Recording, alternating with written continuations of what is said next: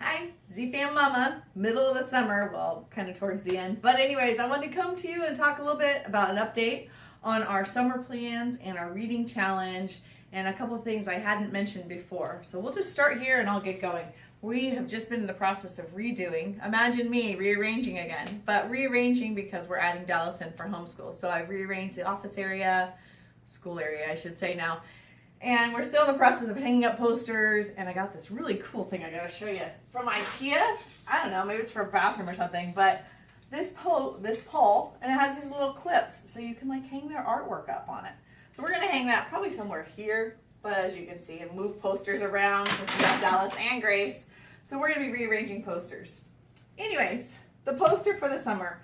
Originally when I showed you guys this, it was blank. We hadn't had our whole family voting and all that done. So it's done, and we've been putting stickers for each time we've done stuff. We're lacking a few on camping. I think we need a few there. But anyways, here's all the stuff that we are planning on doing for the summer. I typically make these lists where it's easily accomplishable. Is that right? It's an easy accomplishment. So you do things that are really fun. Girls' Day, Boys' Day, throwing games. Summertime for me is the most relaxed, non-scheduled time. We sleep in, we stay up late, like crazy hours. The kids will be up till midnight or 1, and that never, ever like happens during the school year.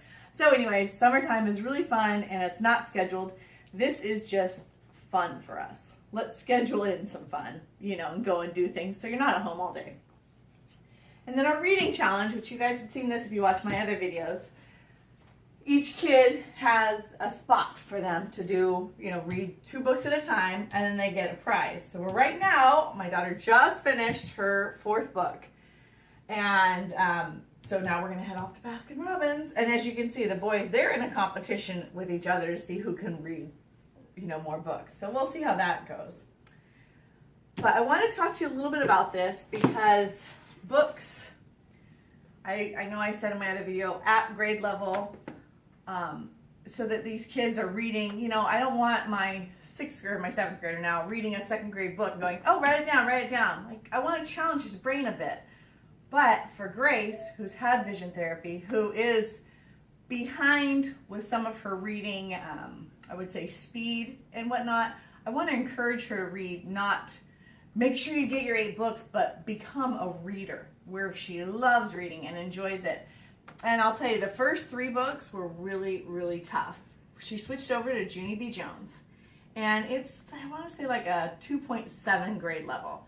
So lower than her grade, lower than her comprehension level, but her reading it, she's got this excitement for reading, and she's already, it took her literally 3 days to finish that book.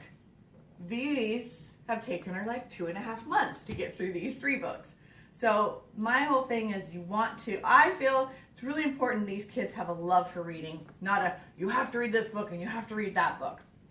So I wanted to talk to you a little bit, like this Dinotopia book. My son loves dinos. So this is one of the books he reads. And on the back, I don't know if you can pan in, Anna, it shows RL. That stands for reading level. And this is what's that one, 6.2. So that's right, perfect for him. He's an advanced reader, but you enjoy this? Great. Read. And then this book, Dr. Jekyll and Mr. Hyde. I love these great illustrated classics because the words inside are big, and I love reading them myself. Plus, when I'm reading them, my kids see that I'm reading. And there's not like, oh, I have to get an adult book only out. No, read other books. Read fun books, So, you can whip through this in like an hour and a half, 2 hours. But this one had no reading level on it. So bless my daughter's heart, she is so great. She goes on a website and finds out Lexile. This one is actually an 8-10. So our schools all test. The public schools in our area plus our charter school we're with, they actually do a testing and you can find out your child's Lexile. And that really helps with the books to find out which ones are at their level and blah, blah, blah, blah. So Scholastic has this super cool chart. You can go right on their website and get it. And it's a reading chart, and it tells you their Lexile numbers and where they're at. So for this Great Illustrated Classics, it's an 8-10. So we find 8-10 on our chart. For Proficient, you're going to be fifth grade level. Now, let's say your kid has a 7-10 Lexile and they're in fourth grade. Well, then they're going to be advanced on that. So this is a really cool chart because it just kind of helps you to know what is my child reading. So if you put a book, get the book's Lexile and compare it, you can see, you know what, that's really low. That's a first grade reading level because it goes all the way down to, this one goes to first grade. There's sometimes you can find the ones for kindergarten, but first grade and then on up, of course, to advanced high school. So if you get a chance, you can totally check that out. It's really, for me, it's helpful. Then you don't have to read through and try to figure it out yourself. It's already pre-done for you. Read, read, read. That is such a huge concept. It's such a key point. When we can get the love of reading in our kids, we will seriously set them off for a lifetime, because the older they get, the harder it is to get them to read. If you have an older kid who doesn't like reading, find what they like. I don't care if it is third grade level. Let them read it. Let them read Fudge, Super Fudge, all that kind of stuff. That's funny, that's interesting. Just get your kids reading. That's my biggest thing I would say to you. So I'm going to give you a quick tour of the rearranged homeschool room. We're starting over here. We added a 4-shelf for Dallas. Here he has his first math book, which I'm really excited. We're going to be putting him in pre-algebra this year. Stepping away a bit from the Common Core. He'll still be tested on the Common Core stuff, but this is for him and his numbers stuff. So his first book is here, and like you told you before, he loves yellow. So yellow and orange, and we can't find those yellow containers. So that will be all of him. He's got sister's pink one right now, but that's okay. We'll be rearranging. This is my IKEA find. I've been wanting one of these for years, and I finally got it.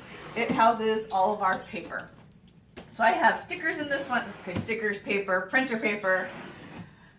What is this? Construction paper. And then I'm a little bit of a paper junkie, like Goodwills. Anywhere I can find cheap paper, I buy it, because then you don't care if the kids grab it and use it for scrap paper. So anyways, that's all of our papers in here. And then this will be a combined upper shelf and very bottom shelf. So Dallas has 4 cubbies there. Grace will have these 4 cubbies for her work. And the bottom will be things that they share, like the sand. I know he's 7th grade, but sometimes it just feels good to get your hands in and relax and enjoy life a little bit. And then, of course, we have our rice bin here, which I found is really, if you have a child whose brain works 90 miles an hour. As I was talking to him, he was sitting and just playing with it like this. But I'm telling you, the kid, he was concentrating and listening to everything I said, and I was questioning him about what we talked about, and he answered it all perfect. So this is another, just a manipulative that get your hands in there, relax. Grace's math book here. See, I've got the math books. Those ones came in early, so I'm excited about that. So we'll also have her on non-Common Core math. Just my preference of this Common Core stuff. And then that's kind of your area. This stuff, of course, would never be here. And then coming into here is, you've seen this office / classroom area before. So we have Dallas, who now faces the board, and Grace, who faces the board. So it's easy for them to see. Kayla, who's in the teacher desk right now. Say hi. Hi. I'll give you that. There you go. Would you file that for me? Sure. And then over on this side of the room, we have my son, who's still in public school. He's in high school. And my husband's desk for when he works from home or evening work. And then over here are my 2 co-teacher spots. This is Kayla's desk. And then this one is Anna's. And they each teach different subjects, which is a very cool deal, is having these kids where they have to have multiple teachers and different teaching styles. Kayla and Anna and I all teach very different. The way we talk, some of us talk quicker, some of us talk slower. It's just really good for the kids where they have to have a different teacher and go, but that's not how mom does it. I know, but you're with me right now. You know, Kayla can say, yeah, I know, but now you got to concentrate and do it my way. So anyways, that's their area. Like I say, we've got posters everywhere. We'll be moving, probably the rocks and minerals will move over to the other wall. We're trying to make kind of a Grace wall and a Dallas wall. So the ABCs and the curse, which Dallas already knows, will be up for Grace, and the other side will be for Dallas. So we're trying to kind of give them things, of course, they can both look at, but that's, look over there on your wall, Dallas. That relates more to what he's studying and learning. I think that's about it. We've got our cool kitchen table that's conveniently located next to our office area, which is great because we can do crafts on this table and then have it all cleaned up for dinner time, like now. I think that's it. Our birds, should we show our classroom pets? We have our 2 birds over here. They are normally noisy, so if you've watched any of my other videos, hi guys, you've probably heard them. They're always squeaking and squawking in the back. It's kind of funny. They're not making one bit of noise right now. I don't know if they were earlier. They might have been. Hi guys. That's Marco, the blue one, and that is Willow, the yellow one. So they're very sweet birds. We like them, so we're just calling them our class birds because we're kind of a crazy family. We have chickens and dogs and we're all about the animals around here. No, more the kids. But anyways, I think that's about it. Another cool thing I have, I don't know if you guys have seen this before, is my music stand.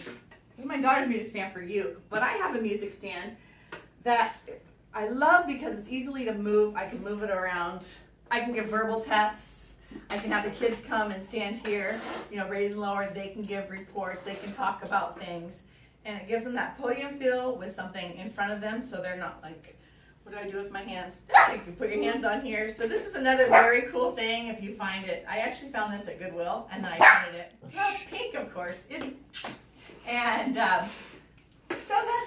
think that's about it. Thank you so much for watching. Give me a thumbs up. Any comments you have down below, and we'll see you next time. Have a great day.